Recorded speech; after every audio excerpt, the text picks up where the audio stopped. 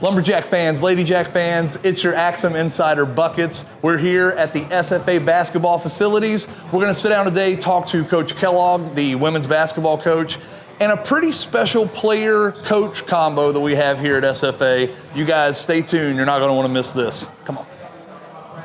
Axum Insider, your boy Buckets is here with head coach of the Ladyjacks basketball team, Coach Kellogg. I want to talk to you a little bit real quick about a couple of upcoming games, but before we get to that, let's start with the WAC preseason player of the year.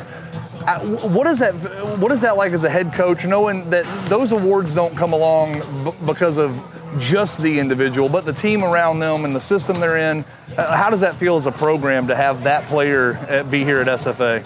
Well, there's some comfort first and foremost, because it means you got a pretty talented player, on your roster and in the gym every day. So, Aiyanah has worked really hard for this honor. Her teammates have helped put her in position for a preseason honor like this. And yeah, there's a comfort because for me as a coach, because I've seen her do this. Now we're in year 5 together. We've been through a lot. I've watched her grow from that 18-year-old. She probably would agree, maybe a little more immature kid, to this 22-year-old woman that she's developed into, and she's learning how to be a leader at a different level. And so there's some expectations, though, that come with this. And this is what's going to be exciting, too, to see now, can she even raise the bar to another level? But no, I'm excited for her for the preseason honor, excited for our team, for where we are, and hopefully she gets the big one at the end of the year. So everybody knows, it's no secret now, you guys lose Zaya Nugent for the year. As a coach and as a staff, when you lose a player and lose that scoring and all the different things that she can bring to the team, I know you can't replace that player, but how do you approach that? Is it kind of by committee? Do you guys, are you really trying to single out like who we're going to have step up into that role? How do you approach a loss like that as a coaching staff? Yeah, well, you go through emotions like any lot, like even a death, to be completely honest. You're bummed and you feel so bad for the kid and for the people involved, and then you realize, well, life's going to go on. She's going to have to go through her rehab and treatment, and somebody else will step up.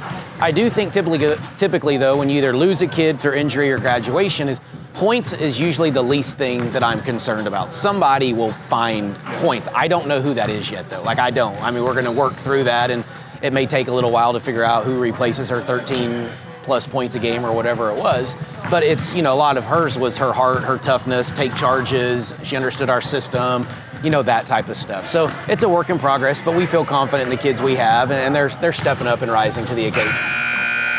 So, let that buzzer go off. You guys have early signing periods coming up real soon here.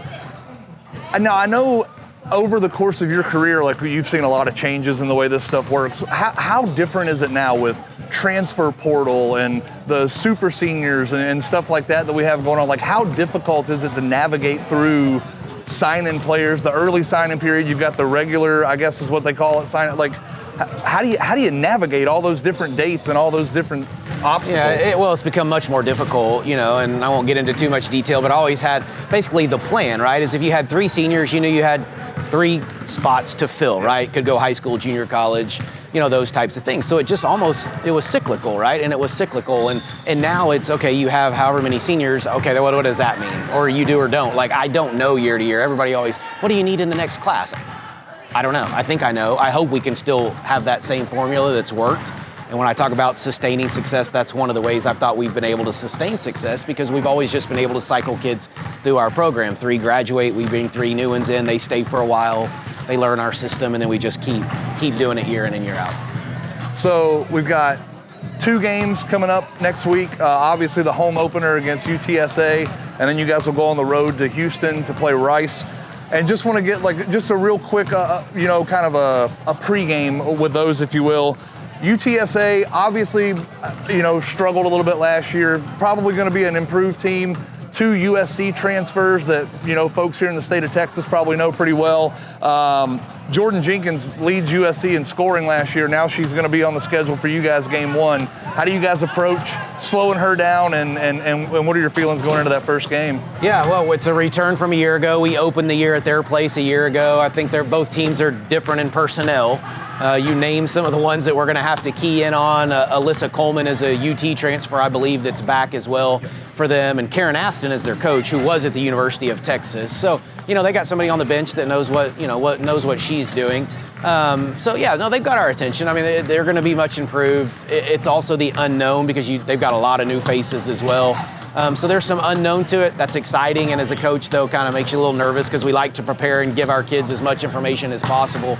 But we'll be excited to play at home, excited for our kids. Honestly, I haven't done a ton of prep on UTSA yet. That'll kind of start tomorrow, and we'll kind of get that in over the next couple of days. And the focus has been a little bit more on us. As long as we have energy and those types of things, I think we'll be okay. And then that first road trip of the year will be later on in the week against Rice. Now, they've got a second-year coach there in Lindsay Edmonds, who I know very well, went to high school with her, actually. Oh, wow. So I'm looking forward to making the trip down and seeing that game. They've got a pretty good scorer on that team, too, with Ashley Austin, who I think was 5th in scoring in the Conference USA last year. Really good shooter, shoots it just a tick under 50%. How do you approach a game like that where you know you've got that dynamic scorer? Do you focus in on that one, or is it really still a team defensive effort? It's usually a team defensive effort for us. Now, if somebody gets going within the game, then you've got to make sure you're ready to have some adjustments in place, you know. But yeah, there's some things you can do. Depends on what position they play, so we won't get into too much of that now. But yeah, they're the opposite, really. Is Rice isn't transfer heavy, of course. They don't have many leave, and they don't have many come in, although they do have a 6'4" Cal transfer that came in, but just because of the education, they just don't. People want to go there for Rice education, so they don't leave typically, and then it's hard to get transfers into Rice. So we'll have a better idea. We've actually probably recruited 4 or 5 of the kids on that roster, so we do know the personnel pretty well at Rice, but we have not played them in several years, so that will be different to us. So yeah, we'll get through UTSA and then put our attention to Rice. Ladijacks are in action on Monday here at home, and then on the road again later in the week at Houston to play Rice. Coach, thanks for the time, and looking forward to talking to you again soon. Yeah, thanks, Buckets. Appreciate it.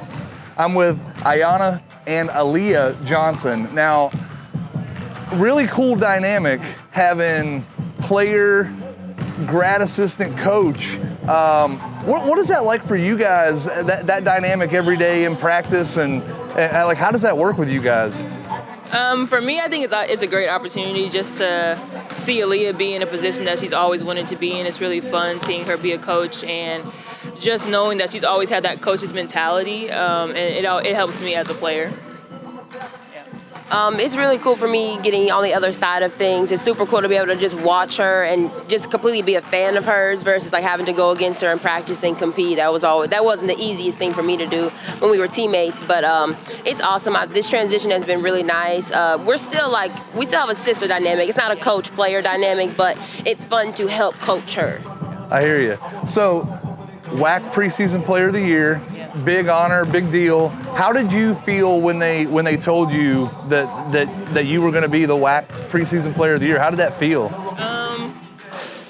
To be honest, I was grateful to God that He was able to keep me healthy all season, and then just thankful that my teammates and coaches helped me get to that point, because I only got that award because of the system that I'm in, and but you know, it's kind of an award for last season, you know, so I'm very thankful for it. I'm thankful to the WAC for it, but I'm excited to kind of prove it as I go throughout this season.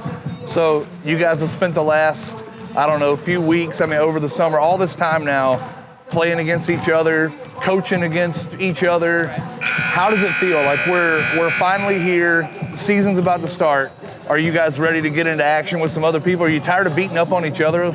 Yeah, they might be tired of beating up on each other. Coming from the coaching perspective, I now recognize there's always things to be working on. There's always room for improvement. So that's exciting that we get to go test it out against somebody else officially coming up here pretty soon. But also having the mentality that we're trying to reach a standard, and so every day we're trying to get closer and closer to that. Last question.